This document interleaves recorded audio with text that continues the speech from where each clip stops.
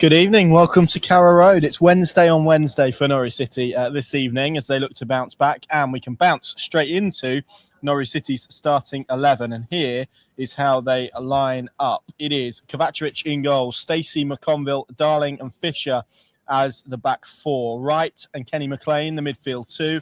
Gibbs, Maghoma and Ahmed behind Mo Toure.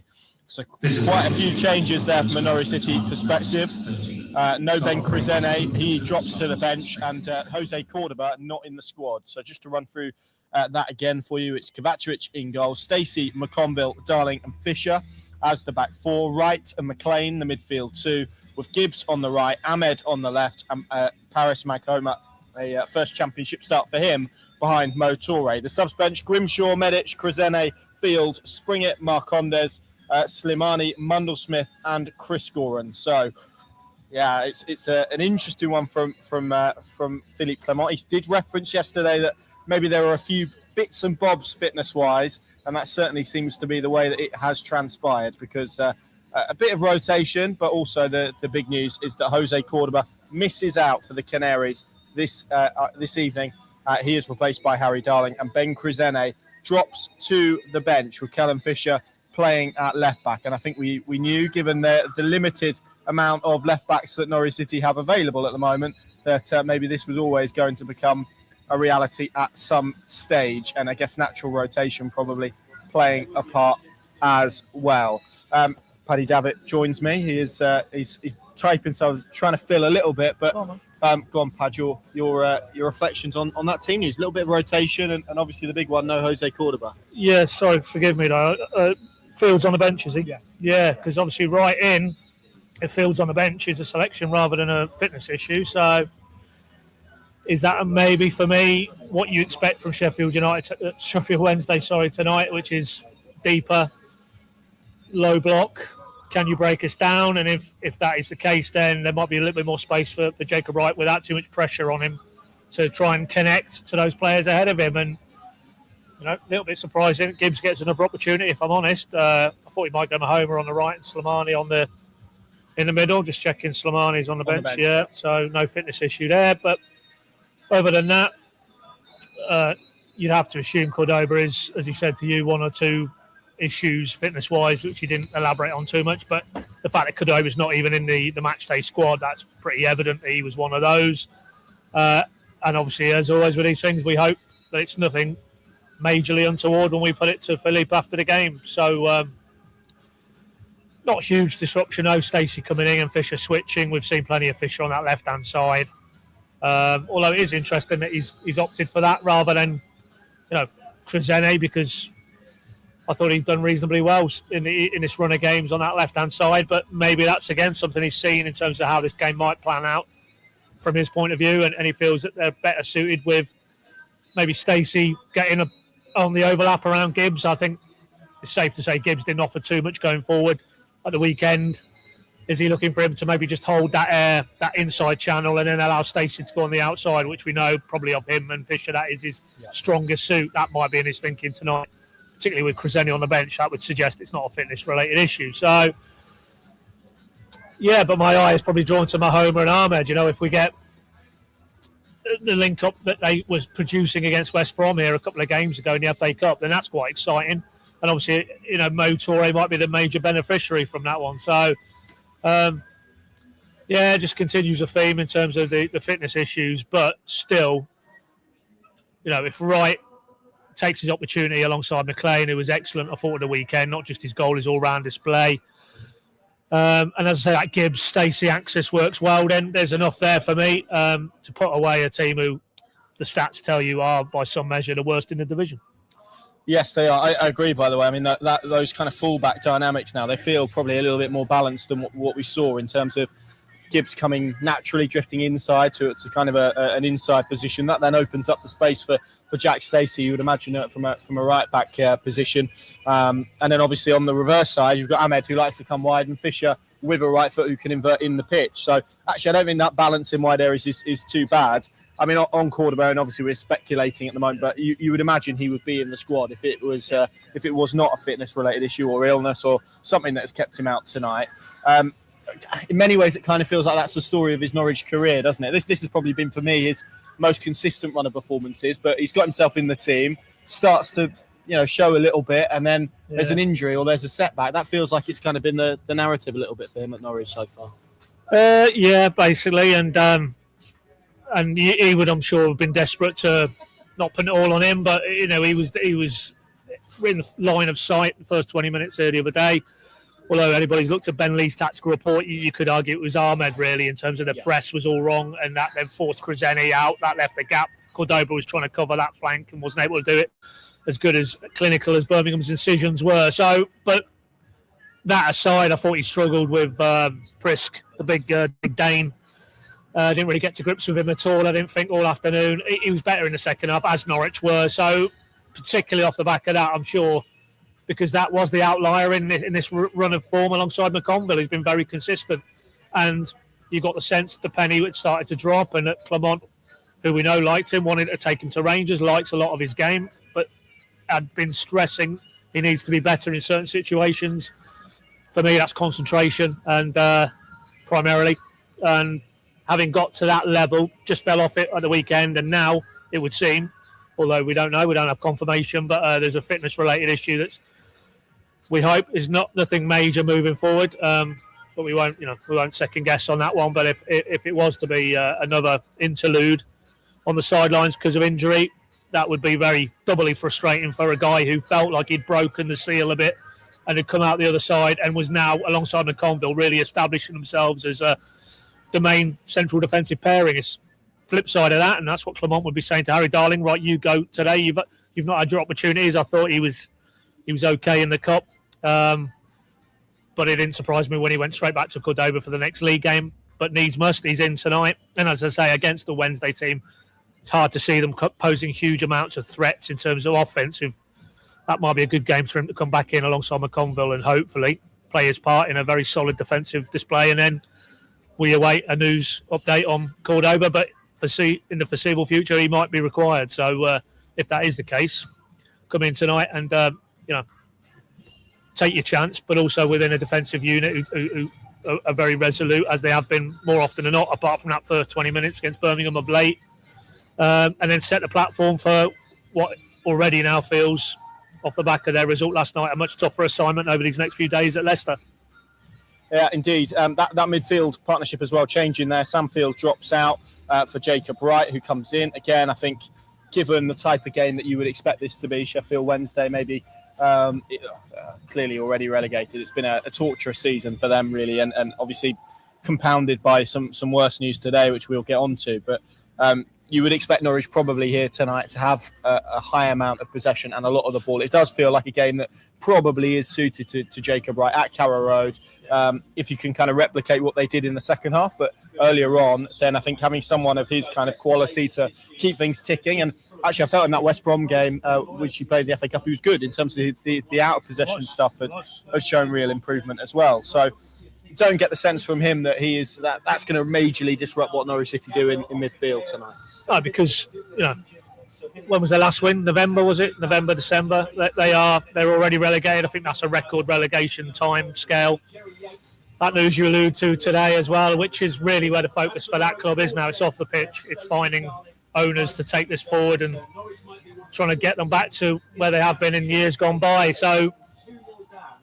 But it's almost an incidental element now, what happens on the pitch between now and the end of the season for Sheffield Wednesday, because it's really the ownership structure, the void has to be filled. But nevertheless, those players who appear tonight will no doubt be playing to be part of whatever comes next. And if that's not enough motivation contractually wise and their own futures, then I don't know what is. But, it's very hard to put forward any case off the back of a team who have been on such a long losing run. They lost their talisman's he's underplaying it to call what Barry Bannon was on this group of players in this football club. He left for Millwall in the January window, so I believe there's a lot of injuries defensively for them tonight as well. I saw something on social earlier, so I hope it's not an along come Norwich, but it is very difficult to feel that, taking it back round to your question, Jacob Wright isn't going to have an opportunity to be on the front foot, to be dictating play against a team who are very much in survival mode, both on and off the pitch. Yeah, I would agree. Let's bring you that Sheffield Wednesday team then. This is how they line up. Dieng in goal, Palmer, Iorfa, McGee and Radamola is their pack four. It looks like a midfield three to me of Heskey, Thornton and Ingleson with McNeil and Ndala behind Jamal Lowe. Their subs bench Stretch, Johnson, Emery, Maltby, Fasheer, Shipston, Granger, Moses and Yates. And I mean, Paddy, it's difficult because it's a football match and Norwich City need to win it for their own safety. But I think typically it's difficult almost to look at opposition with a degree of sympathy or sadness about their situation. That definitely does feel the case with Sheffield Wednesday. I mean, they've had an 18-point deduction. It's been, as you say, a run of 11 straight defeats. They've lost key players at really important times, already relegated. You said the earliest team to do so in the English Football League history. You can't even imagine what it's been like for those fans and people inside the club, Henrik Pedersen and some of those young players who have been pushed forward out of necessity rather than because they're ready. It's it feels like a really impossible situation for them and what is a really big historic football club.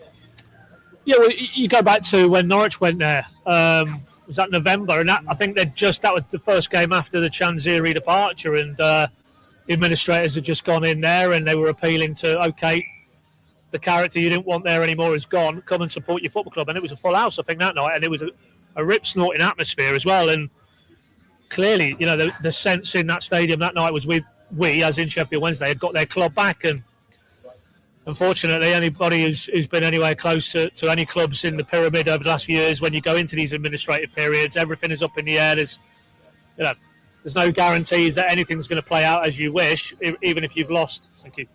Even if you've lost, in Chanziri, what would seemingly have been a hate figure, and the fact that today the preferred bidder would appear to have fallen by the wayside as well. What we got here?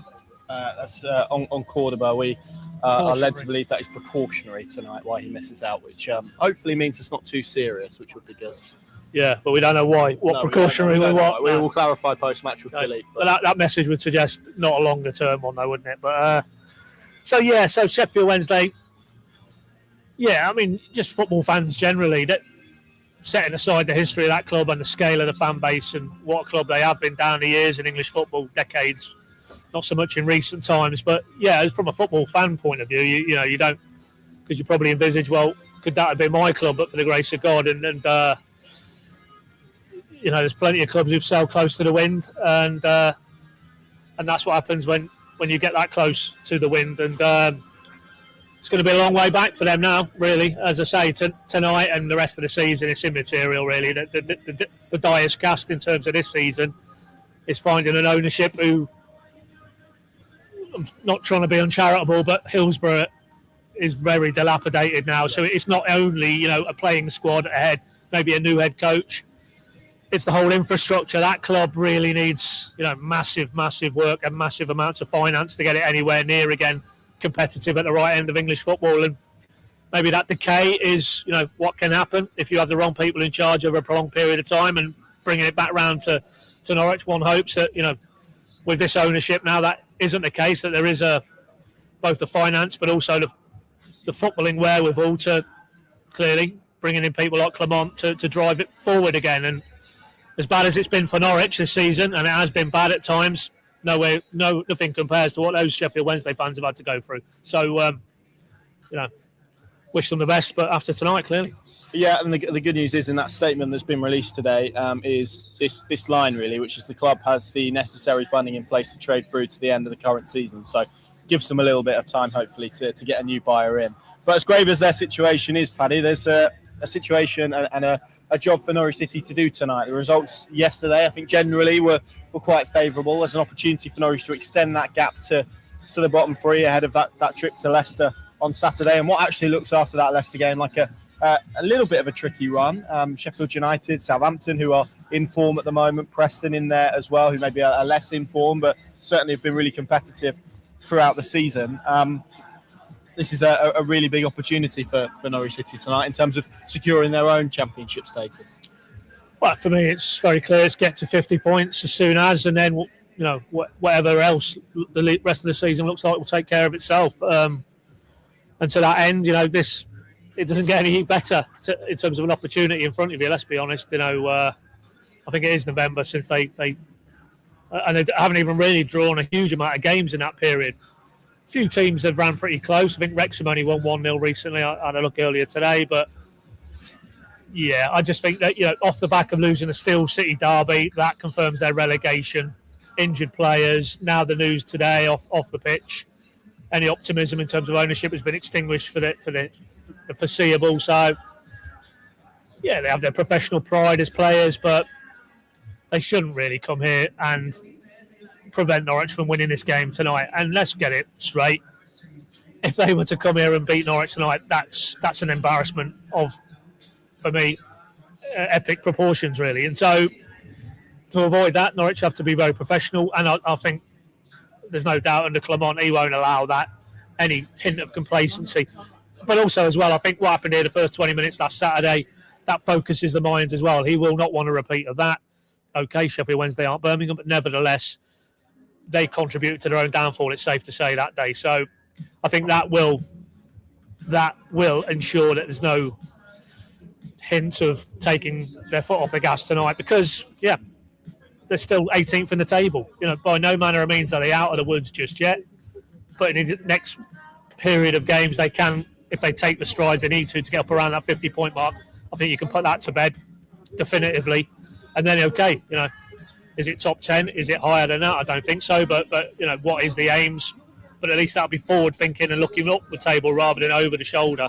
And it felt like they'd got themselves sufficiently far away. But, you don't win a game in this league and, the clubs can close back in around you again. So, it's important, I think, tonight that they get back on the winning run because I think it's going to be very hard at Leicester at the weekend to get a win, if I'm honest. So 4 points the next two games for me. Feels like they're just, they're probably edging themselves a little bit further away with each passing week. The games are running out. And as I say, then it's like, how high can they finish? Absolutely. Score tonight? 3-1 Norwich. 3-1, yeah. I'm going to go 3-0, I think, and make it all the more professional, and then we can look ahead to that trip to Leicester at the weekend, which is going to be really interesting. Obviously, a team in and around the Canaries as well, but I think we both think Norwich City will get back to winning ways this evening. So there you go. That is the Norwich City team news for this evening. I'll just run through it again for you. It's Kovacevic in goal, Stacey, McConville, Darling and Fisher, Wright and McLean in the midfield too, Gibbs and Ahmed on either flank with a first championship start for Paris Maghoma behind Mo Toure. The subs-bench Dan Grimshaw, Jakov Medic, Ben Krusene, Sam Field, Tony Springer, Emi Marcondes, Anis Ben Slimani, Errol Mundle-Smith and Matthias Christgoren. Jose Cordoba missing for what we understand is precautionary reasons. So hopefully nothing major, but Paddy will be speaking to Philippe Clement post-game, and I'm sure we'll get an update on that condition of the Panamanian international, as well as all the reaction to this game. I love the fact someone's gone for an 8-0 Norwich, which is fantastic. But talk about kicking a club when they're down, on that one. 4-1, Ali says. Thank you very much for watching. Pinkin.com, the place to go throughout the evening for all your coverage and analysis to this game. And let's hope Norwich City can take a step closer to championship safety. Thanks for watching.